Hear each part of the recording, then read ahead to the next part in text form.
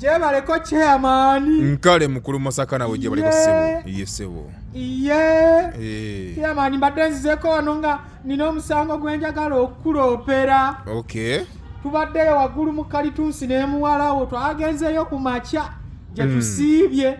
Kati tubadde tukyaliyeyo mwami mwanje n'atusangayo.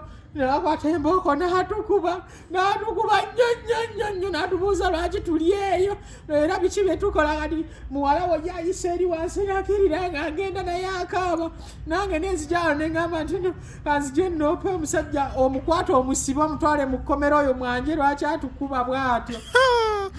Mukulu mwanje yabasanze. Oyo omusajja si mwangu obadde ne muwala wange. Mbadde na muwala wo Jasi.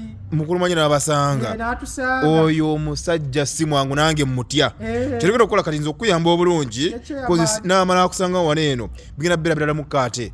Kati kyegenda okukola ogenda kuyingira wano mu nju yange weggalire aleme kukusanga.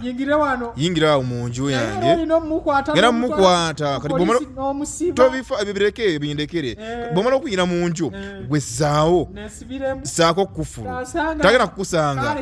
Gwe kyoba okola ekyo. Nkale mukulu Masaka.